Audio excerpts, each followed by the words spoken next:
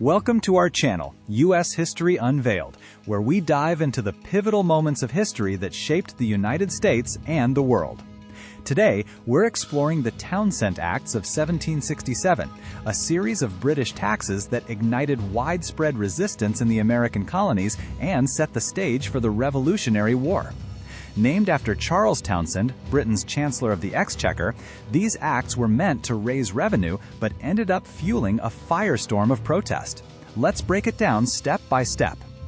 In 1767, Britain was facing financial strain from wars and needed to extract more revenue from its American colonies. Charles Townshend, the new finance minister, cleverly used the powers granted by the Declaratory Act to impose new measures.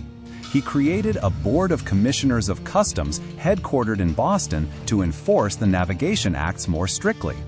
This board was armed with writs of assistance, allowing them to search homes and warehouses without warrants. But the real controversy came from the new duties, taxes on imported goods like glass, paper, painter's supplies, and, most infamously, tea. Townshend labeled these as external taxes, arguing they were just fees on trade entering the colonies, not internal taxes like the failed Stamp Act. However, the colonies saw right through it. These weren't meant to regulate trade. They were designed to generate revenue. Worse still, the money would pay the salaries of colonial officials and British troops, reducing the colonies' control over their own governors and judges. The colonists argued this was a sneaky way to tax them without representation, and they weren't having it. Legislatures in New York and Massachusetts were even suspended for defying the acts. The reaction was swift and fierce. Riots erupted in New England, particularly in Boston. Customs agents were mobbed, tarred, and feathered, a brutal form of public humiliation where victims were covered in hot tar and feathers. Colonial merchants organized boycotts, pressuring England by refusing to import British goods. Circular letters were distributed, reminding people of non-importation agreements. Pamphlets urged colonists to eat nothing, drink nothing, wear nothing that must come from England. As a result, British merchant sales in the colonies dropped by almost half. This tension boiled over into what became known as a smuggling war. Colonial shippers and merchants, including respected businessmen, contrived ways to evade the new regulations. Smuggling molasses, wine, and other restricted products was widespread. Ships would slip in and out of Boston Harbor at night to avoid duties. In response, Townshend launched a crackdown, replacing corrupt officials with stricter ones. But the colonists fought back.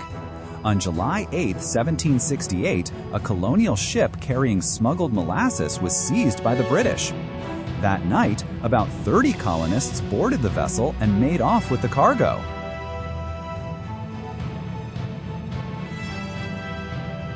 One of the most famous incidents involved John Hancock, a prominent colonial leader and wealthy merchant. His sloop, the Liberty, was seized on charges of smuggling wine.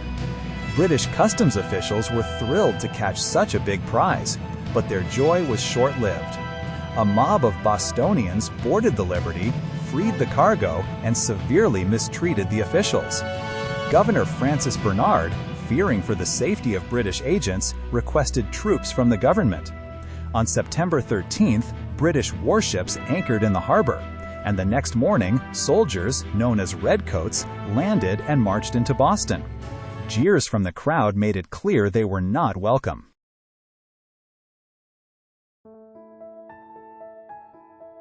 The Sons of Liberty, a secret group of patriots, decided against immediate violence, but held town meetings to protest. They warned that stationing an army among them was a dangerous infringement on their rights as English subjects. This occupation only heightened tensions, leading to events like the Boston Massacre 2 years later. The Townshend Acts, meant to assert British control, instead united the colonies in opposition and pushed them closer to independence. In the end, most of the Townshend duties were repealed in 1770 due to economic pressure, but the tax on tea remained, a decision that would lead directly to the Boston Tea Party. The acts showed how Britain's attempts at taxation without representation sowed the seeds of revolution.